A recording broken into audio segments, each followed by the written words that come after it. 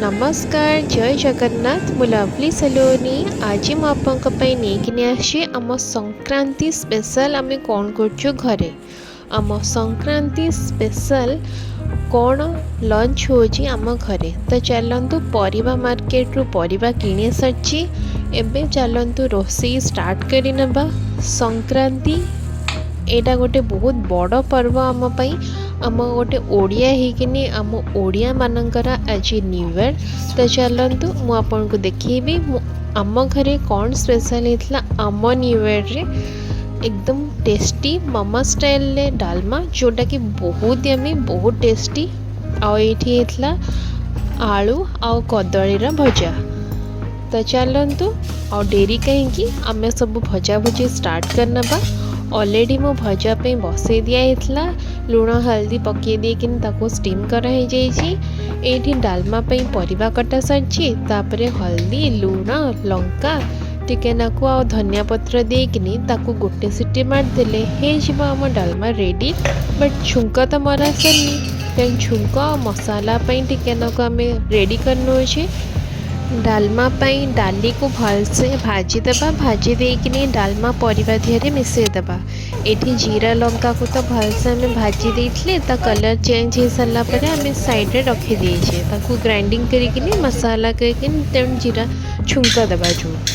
एठी देखंतु डालमार डाली भलसे भाजी सारी तो मु ताकू परिबा जगह रे पकई देली आठी आम टी अदा को कद्दूकस करने आ पकईदेबा ता फ्लेवर जमती आम पियाज रसुण तो पड़ानी तो जिते जहाँ फ्लेवर आसपार बहुत भल कथा बहुत टेस्टी लगे और टिके नाकु देसी घी आ तेजपत्र देकिनी ताकू भलसे गोले गुड़ा किनी आम ताकू गोटे सीटी छाड़देबा गोटे सीटी हेबापई।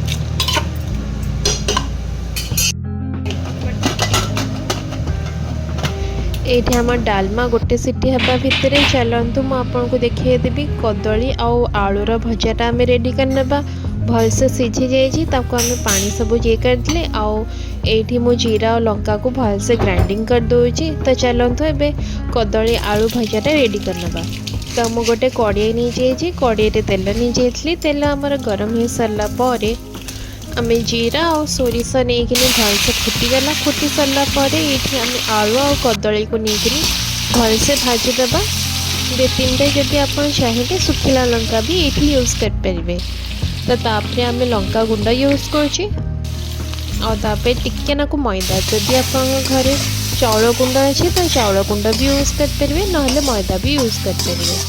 मैदार गोटे अलग फ्लेवर थाए तो मुझे गोटे यूनिक देखापी मैदा यूज कर तो आप घरे यदि अच्छी चाउल गुंड कि आप प्रिपेयर करके भी रखी यूज करेंगे तापर टे ना लुण देकिनी भलसे चल देकिन घोड़े ने ये आम डालमा रेडी होमर भजा रेडी हो भितर ये मो छुआ फेतानी कर देखो डालमा सीटी एकदम हो सारा है स्पेशल डिश जहाँकि इवनिंग हम आपण काली को देखिए ब्लॉग टी। तो ये देखो आम भजाटा एकदम भलसे रेडी हो गला कलर आसीगला आम भजार आ तेल भी बाहरी गला। तो देखो आम भजा एकदम बसकिनी रेडी हो सारा कलर आसीगला और डालमा को चलतु खोलिकी मुझे देखा केमती आम डालमा एकदम भलसे सब सीझी जाइए किंतु गोटा गोटा भी अच्छे किसी मिसीनी सेटा है मेन इम्पोर्टाट जिनस गोटे डालमार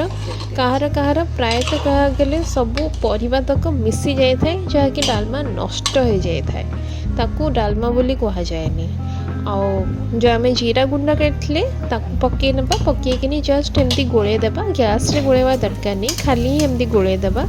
और ये देखो आम भजा एकदम खरखरिया होकिनी रेडी हो गला।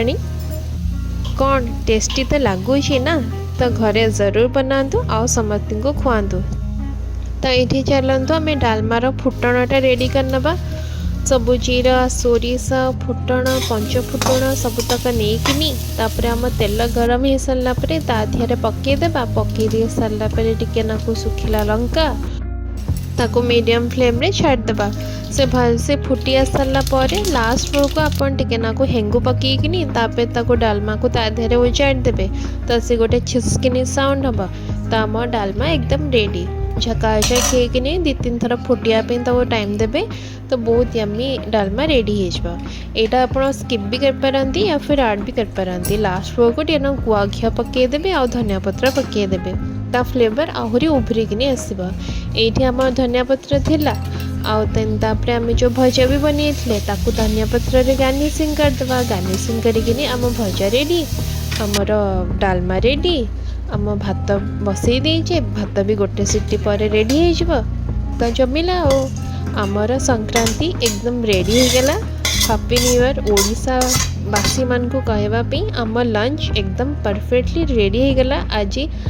न्यू ईयर रे लंच आम घरे हम डालमा भात आ देन तापरे कदली आलू भजा। अपन चिंता करछन्ती कि जो मसलाटा आम बनई खराब हो गला जो अधिका टिके न को हो गला ना ना ताकू फ्रिज रे रख देबे कि कोठी एयर टाइट कंटेनर रे रखी देबे को भी तरकारी फरकारी रे अपन यूज कर परिबे बहुत फ्लेवरेबल रहबो बहुत टेस्टी रहबो। ए देखंतु आम खिला खिला भात भी एकदम रेडी हो गला तो डेरी करंतुनी मु तो डेरी करूनी मु मोर प्लेट बाढ़ी नेलेनी भजा भात डालमा